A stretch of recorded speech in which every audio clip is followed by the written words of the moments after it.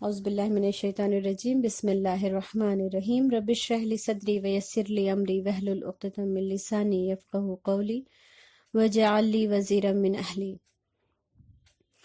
جو اسلام کی طاقت مضبوط ہو رہی تھی اور مسلمانوں کے جتھے میں اضافہ ہو رہا تھا، مشرکین کی دست درازی اور سودے بازی بھی بڑھتی جا رہی تھی۔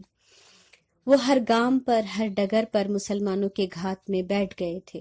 طرح طرح کی پیشکش، تانا زنی، مقابلہ آرائی، ذہنی جسمانی تکالیف دینے میں اضافہ ہوتا جا رہا تھا۔ خود رسول اللہ صلی اللہ علیہ وسلم کو جان سے مار ڈالنے کی سعی غرض حالات اپنی سنگینی کی طرف رواں دواں تھے، لیکن حق کے متوالے اپنے رب کی رضا کی راہ پر گامزن تھے۔ ابو طالب ایک دور اندیش بزرگ تھے، حالات کی سنگینی کو محسوس کر رہے تھے۔ بھتیجے کے ارد گرد خطرے کو انہوں نے بھانپ لیا تھا، لہٰذا اس کا حل تلاش کرنا ان کی ذمہ داری تھی۔ بہت سوچ و فکر کے بعد انہوں نے اپنے جد اعلیٰ عبد مناف کے دو بیٹے ہاشم اور مطلب کے خاندان کو جمع کیا، ان کی دعوت کی اور رسول اللہ صلی اللہ علیہ وسلم کے اوپر منڈلا رہے خطرے سے ان سب کو آگاہ کیا۔ انہوں نے بڑے مؤثر انداز میں ان کے سامنے اپنے خاندانی روایت، عربی حمیت کو رکھا کہ کس طرح عرب اپنے پورے خاندان کے ساتھ اپنے خاندان کے ایک فرد کی حفاظت کرتے ہیں۔ اب جب کہ پورا قریش حتیٰ کہ اہل مکہ رسول اللہ صلی اللہ علیہ وسلم کے خون کے در پہ ہیں، ہمیں ان کی حفاظت اپنے جان و مال سے کرنی ہے، اور یہ انداز اتنا مؤثر اور مدلل تھا کہ بنو عبد مناف کا کوئی فرد اس سے انکار نہ کر سکا، اور سارے افراد خواہ وہ مسلم تھے یا کافر، انہوں نے اس پیشکش کو قبول کیا، سوائے ابو لہب کے۔ اس نے اس عہد و پیمان سے اپنے آپ کو الگ کر لیا اور مشرکین مکہ سے جا ملا۔ جب اس عہد و پیمان کے پہنچی تو وہ سخت پریشان اور غضبناک ہوئے۔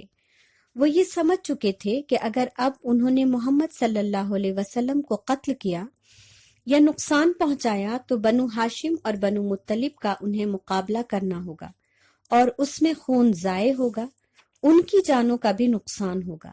لہٰذا انہوں نے باہم مشورہ اور کافی غور و فکر کے بعد ایک ایسی چال چلی جس میں ان کا کوئی نقصان نہ ہو اور بنو عبد مناف کے پاس فرار کی کوئی راہ نہ ہو، ان کا ہر طریقے سے مکمل نقصان ہی نقصان ہو۔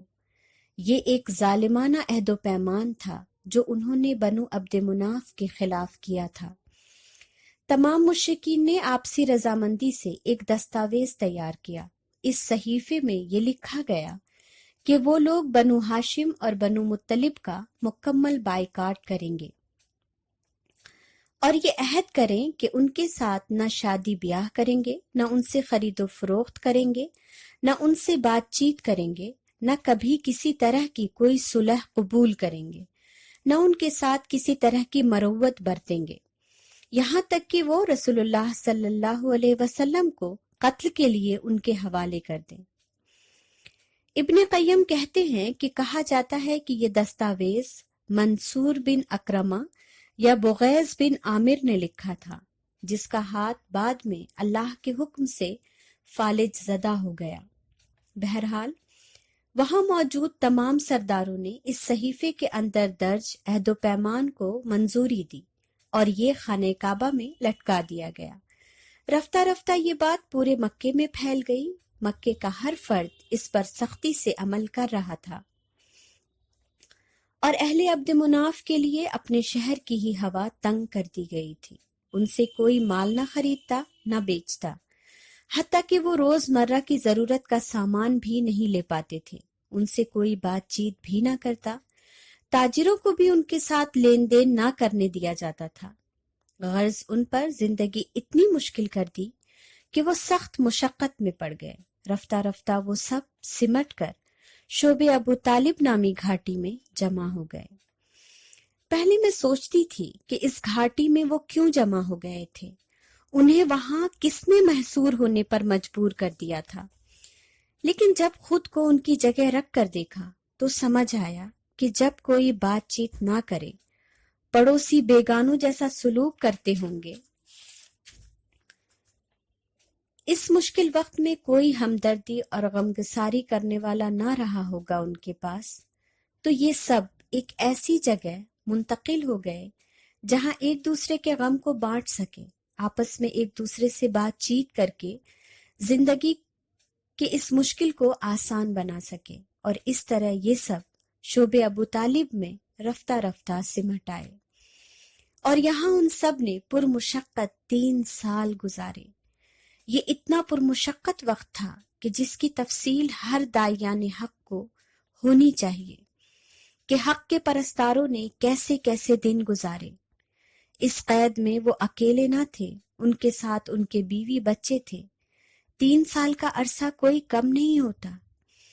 1095 دن یعنی 1095 ڈیز ہوتے ہیں اس میں، اور اتنی ہی راتیں بھی۔ اس عرصے میں انہوں نے فاقے پہ فاقے کیے۔ فاقے کا یہ عالم تھا کہ بچے بھوک سے بلکتے تھے، روتے تھے کہ ان کی آوازیں گھاٹی سے باہر تک سنائی دیتی تھی۔ کیسی مائیں تھیں وہ جنہوں نے اپنے بچوں کی تکلیف کا رونا صرف ایک عہد نبھانے کے لیے برداشت کیا۔ کوئی شکایت نہیں، کوئی شکوہ نہیں، حالانکہ وہ سب کے سب مسلمان بھی نہ تھے، لیکن وہ سرزمین مکہ کے افراد تھے، حضرت ابراہیم و اسماعیل کی نسل، اور اس اعلیٰ گھرانے کے افراد جن میں اللہ نے اپنا پیارا رسول منتخب کیا تھا، عہد کو اپنے جان و مال اور اولاد سے بڑھ کر نبھانے والے۔ وہ چاہتے تو ابو لہب کی طرح اس عہد کو توڑ سکتے تھے، لیکن انہوں نے ایسا نہیں کیا۔ شعب ابو طالب دراصل حق کے ان پرستاروں کے لیے اسوہ ہے جنہوں نے اپنی زندگی میں قید و بند کی کوئی بھی گھڑی گزاری ہو، مسلمان ہونے کی وجہ سے یا اسلام کے کسی بھی حکم پر عمل کی وجہ سے۔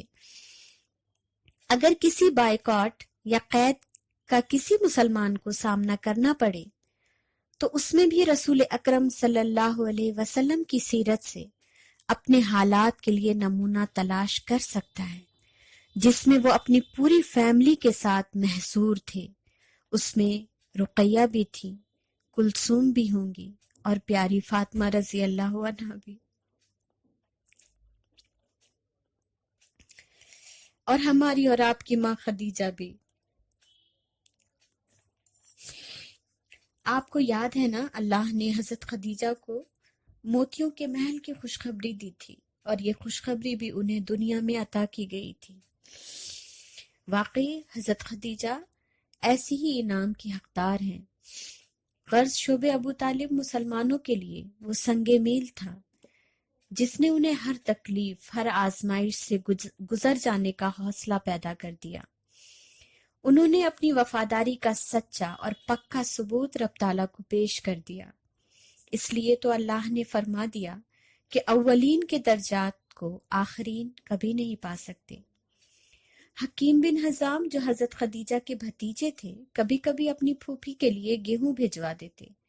ایک بار ابو جہل کی نظر اس پر پڑ گئی تو اس نے غلہ روک دیا، لیکن ابو البختری کے مداخلت کرنے سے گیہوں خدیجہ کے پاس بھجوا دیا گیا۔ ابو جہل اپنی دشمنی میں اتنا آگے نکل گیا تھا کہ انسانوں والی تمام صفات اس کے اندر سے ختم ہو گئی تھی۔ کسی کی دشمنی میں اتنا آگے کبھی نہ جائیں کہ آپ کی فطرت مسخ ہو جائے۔ انسانوں کو ابو جہل بننے میں زیادہ وقت نہیں لگتا اگر اپنی سوچ اور اپنی حرکت پر آپ کی گہری نظر نہ ہو۔ ادھر مہربان چچا اب بھی رسول اللہ صلی اللہ علیہ وسلم کے لیے فکر مند تھے۔ رسول اللہ صلی اللہ علیہ وسلم جس بستر پر سوتے، آدھی رات میں ان کو جگا کر دوسری جگہ منتقل کر دیتے اور ان کی جگہ اپنے بیٹے بھتیجے کو سلا دیتے، مبادا کوئی اگر آپ کو قتل کرنے کی کوشش کرے تو آپ محفوظ رہیں۔ آزمائش ہے، بہت تکلیف ہے، لیکن کتنے مہربان رشتوں کے ذریعے رب نے اپنے محبوب کو محفوظ کر رکھا ہے۔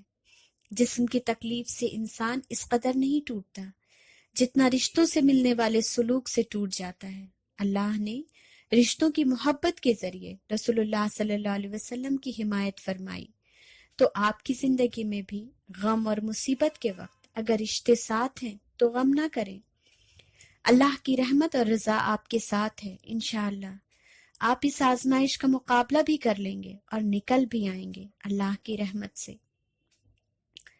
غرض یہ تکلیف دہ سخت ترین حال پورے 3 سال رہے کہ خدا کے حکم سے صحیفہ چاک ہونے کا واقعہ پیش آیا۔ واقعہ یوں ہے کہ اللہ نے قریش کے 5 اشراف کے دل میں صحیفہ چاک کر کے بائیکاٹ ختم کرنے کی بات ڈال دی۔ دراصل تمام اہل مکہ اس عہد و پیمان سے خوش نہ تھے، لیکن عہد کی پاسداری ان کے خاندانی روایت تھی۔ وہ خاموش تھے، لیکن بچوں کی بھوک سے رونے کی آوازیں، عورتوں کی کراہ اور لاغر نوجوان، ان سب باتوں نے ہر رحم دل انسان کے دل میں درد پیدا کر دیا تھا۔ ان کے راتوں کی نیندیں حرام ہو چکی تھیں اور یہ صعوبت دن بدن تکلیف دہ صورت اختیار کرتا جا رہا تھا۔ وہ سب ان سے کسی نہ کسی رشتے میں منسلک تھے، وہ ان کے اپنے تھے جو بھوکے پیاسے مرنے کے لیے چھوڑ دیے گئے تھے، کچھ لوگوں کی ضد اور ہٹ دھرمی کی وجہ سے۔ وہ پہلے شخص بنو لوئی کے حشام بن عمرو بن حارث تھے جو زہیر بن ابو امیہ مخزومی کے پاس گئے۔ زہیر رسول اللہ صلی اللہ علیہ وسلم کی پھوپھی عاتقہ کے بیٹے تھے۔ ان سے اپنے دل کی بات کہی۔ وہ کیسے اپنے ننھیال والوں کے ساتھ یہ ظلم ہوتا دیکھ سکتے ہیں؟ عرب کی حمیت اور قرابت داری کا واسطہ دیا۔ زہیر خود بھی اس صورتحال سے دل گرفتہ تھے۔ جب کسی نے ان کے سامنے اس بائیکاٹ کے خلاف زبان کھولی تو وہ بھی ان کے شریک فکر ہو گئے۔ یہ دونوں پھر مطعم بن عدی کے پاس گئے، پھر ابو البختری بن حشام کے پاس اور پھر زمعہ بن اسود کے پاس۔ قدرتی طور پر یہ پانچوں اس صورتحال سے پریشان تھے، لیکن تنہا اس کے خلاف کھڑے نہیں ہو سکتے تھے۔ اب جب ساتھی مل گئے تو صحیفہ چاک کرنے اور اس کے خلاف ایک آواز ہو کر بولنے کا ان سب نے فیصلہ کر لیا۔ آپس میں ایک پروگرام طے کیا کہ کس طرح اس بات کو اہل مکہ کے سامنے اٹھانا ہے۔ پروگرام طے کر کے اپنے اپنے گھر روانہ ہو گئے کہ اگلی صبح اس پروگرام کو عملی جامہ پہنانا تھا۔ آج کے لیے بس اتنا ہی۔ سبحانک اللہم و بحمدک، نشہد ان لا الہ الا انت، نستغفرک و نتوب الیک۔